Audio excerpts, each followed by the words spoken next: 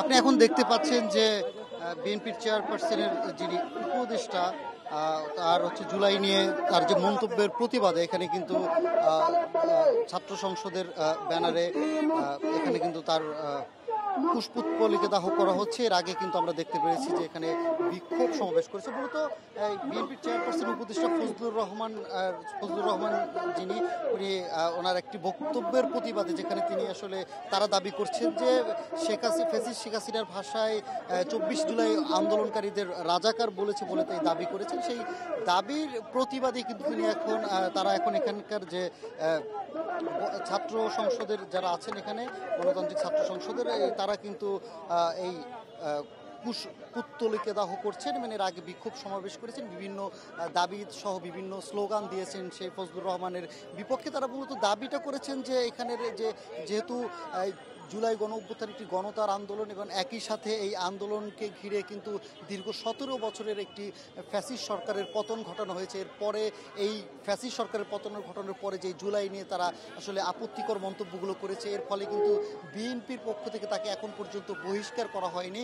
এই দাবিতে কিন্তু তারা এই বিক্ষোভ করেছেন এবং এর সাথে সাথে আমরা দেখেছি যারা বিক্ষোভের নানা ধরনের প্রতিবাদমূলক কথা তারা বলেছেন। মূলত তারা এটা বলেছেন যে এই ১৪ই জুলাই শেখ হাসিনা আসলে রাজাকার বলেছেন। একই ভাষায় যে বিএনপির চেয়ারপারসন ফজলুর রহমান আছেন তিনি কিন্তু সেই জুলাই গণ আন্দোলনকারীদের কিন্তু রাজাকার বলেছে বলে তারা দাবি করেছেন। মানে একই সাথে তারা বলতেছেন তিনি বিএনপির ব্যানারে কিন্তু আওয়ামী লীগকে পুনর্বাসন করার একটা পায়তারা করছে বলেও তারা অভিযোগ করেছেন। এর ফলে কিন্তু তিনি বলছেন দ্রুত সময়ের মধ্যে যদি তার বিরুদ্ধে ব্যবস্থা না হয় এবং একই সাথে যদি দলীয় ব্যানার অধীনে যদি এই মন্তব্যের কারণে যদি কোনো ক্ষমা চাওয়া না হয় তাহলে কিন্তু তারা এই বিক্ষোভ আন্দোলনটাকে কিন্তু পরবর্তীতে আরও অন্য অন্য কর্মসূচি ঘোষণা করার কথা বলেছেন। তিনি বলেছেন যে ২৪ ঘন্টা পার হওয়ার পরও কিন্তু তার এই আন্দোলন নিয়ে তার এই মন্তব্য নিয়ে কিন্তু বিএনপির পক্ষ থেকে আনুষ্ঠানিক কোনো ঘোষণা দেননি এবং একই সাথে বলেছেন যেহেতু জুলাই আন্দোলনে কিন্তু বিএনপিরও সম্পৃক্ততা ছিল, বিএনপির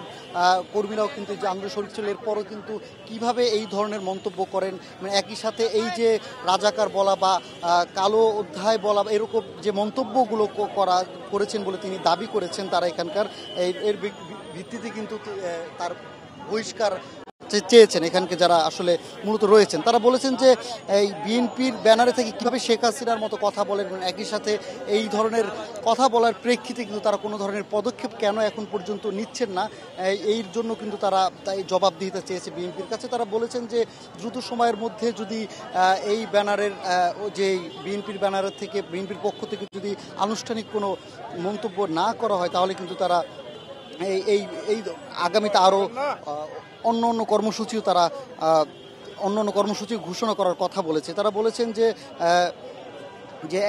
যিনি যে বিভিন্ন সময় শুধু যে গতকালকে এই ধরনের মন্তব্য করেছেন তা না, বিভিন্ন সময় কিন্তু তারা বিভিন্ন সময় যে বিএনপির চেয়ারপারসন এর উপদেষ্টা রয়েছেন ফজলুর রহমান তিনি কিন্তু বিভিন্ন সময় নানা মন্তব্য করেছেন আর কি।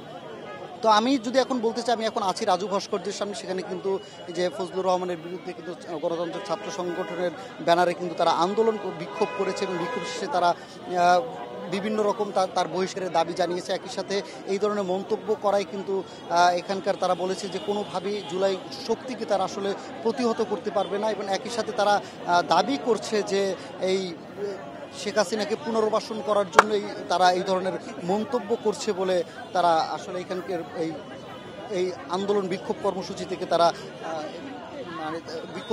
থেকে তারা দাবি জানিয়েছে। তারা বলছে যে এই বিএনপির চেয়ারপারসন উপদেষ্টা যিনি ফজলুর রহমান আছেন তিনি কিন্তু এই গণ অভ্যুত্থানী অপমানকর বক্তৃতা প্রদান বা গণ অভ্যুত্থানের নেতৃত্বে শেখ হাসিনার ভাষায় রাজাকার সম্বোধন করাই কিন্তু তারা এই ধরনের প্রতিবাদ বিক্ষোভ মিছিল করছে এবং একই সাথে এখন কিন্তু আমরা দেখতে পাচ্ছি যে ফজলুর রহমানের যে একটি প্রতীকী মূর্তি সেটি কিন্তু পুষ্পোৎপলিকে দাহ তারা করছে রাজু ভাস্কর্যের সামনে।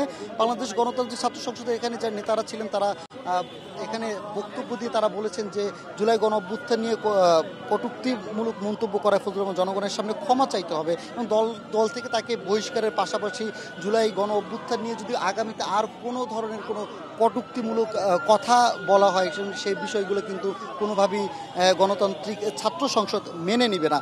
তো আসলে এই ছিল আমার কাছে এখন পর্যন্ত। এরই মধ্যে যে দাহ করা হচ্ছিল সেটি কিন্তু একেবারে পুড়ে গিয়েছে এখন পর্যন্ত। মোটামুটি এখন পর্যন্ত কিন্তু এই যে বিক্ষোভ সমাবেশটি ছিল এগুলো কিন্তু এখন এখানেই সমাপ্তি ঘোষণা করা হয়েছে।